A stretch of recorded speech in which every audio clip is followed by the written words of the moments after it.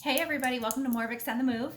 I have two helpers today. We're going to make banana bread, the best banana bread around. So I'm going to show you how to whip this up real quick. I'm using my stand mixer today. You can use a hand mixer, but I just put the paddle attachment in there. Now for banana bread, I like the oil-based banana bread. I feel like if I use butter, it tends to burn on the bottom. And I just like the oil-based better. So I'm going to do a half a cup of oil, and I'm going to dump that into the stand mixer here. And then you're going to have 2 eggs. So my helper is going to dump the eggs in, and you're going to take your oil, and both eggs are fine. That one at a time is okay. And you're going to put this on medium, and then you're going to whip it together for about a good minute or so until it's like light yellow and fluffy. So I'm going to beat this up. Okay, so this is whipped together, and you can see that it's like a pastel yellow. It's very light and fluffy. I wanted to show you. So let me get this hooked back up. So you have a half a cup of oil in here, 2 eggs, and you beat that up with your hand mixer or stand mixer. Now the next thing that you're going to add is I like to do both sugars. I have 3/4 cup of white sugar that I'm going to dump in here. Thank you guys. You're welcome. My Hold on, there's a little bit more. And then I do a total of 1 1/2. So I have 3/4 white and I have 3/4 brown. Now if you don't have brown sugar and white sugar, you can use either or. You can use all brown or white. The brown sugar gives it a little bit more of like a caramely flavor. So it's really good in here. So let me get this hooked up and just blend that together. Turn it on. And then this banana bread is really easy to whip up, and it's really good. I've had a few friends now request the recipe, and I thought, you know what, I'm going to share it with you guys because it's so delicious. Really yummy. All right, so that's combined, and what I'm going to add next is it's yogurt with it's just vanilla, not even vanilla, plain like Greek yogurt, plain yogurt, and you're going to do a 1/4 cup. Yep, no flavor.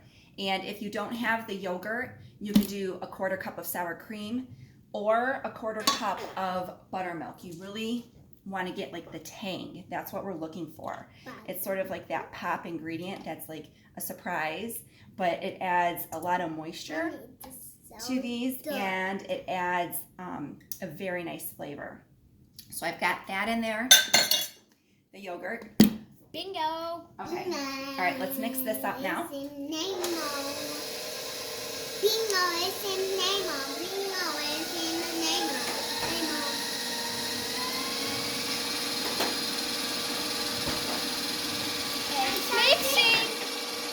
All right, so that's mixed up.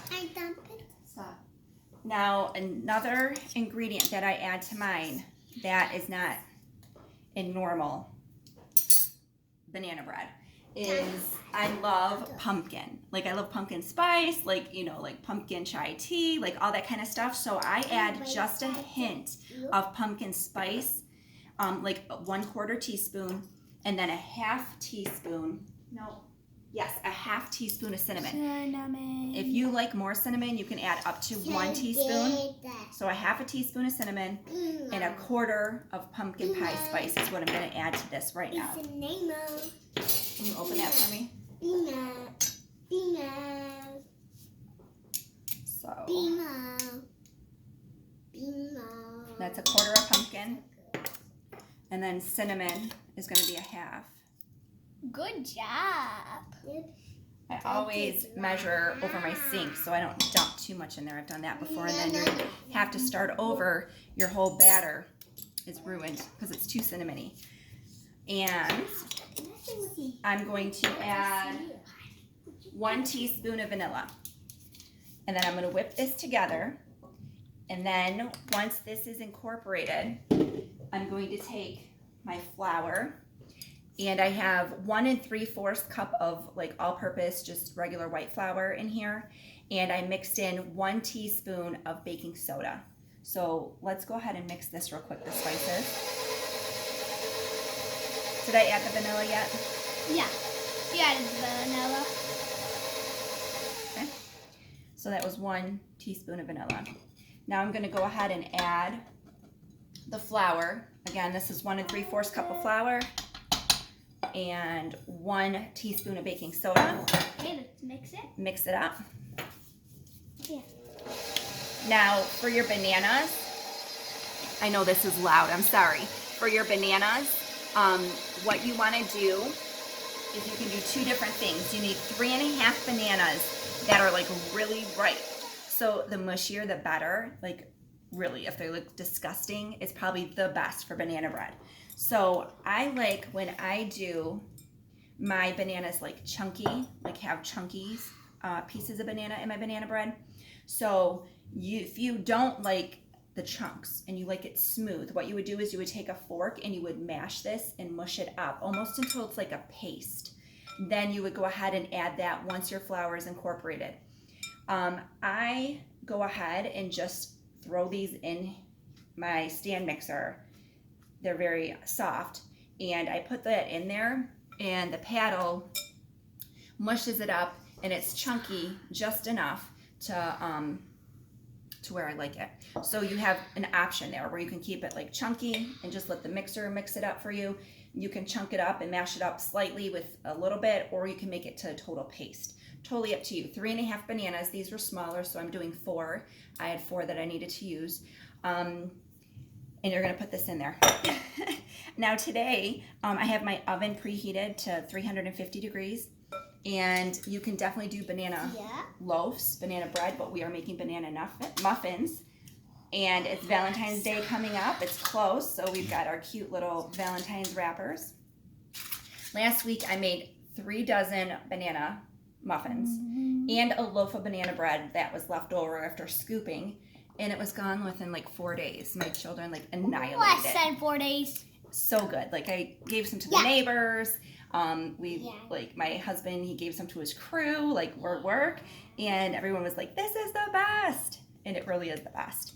So I'm gonna go ahead and mix this up, and then I'll show you what it looks like once it's incorporated.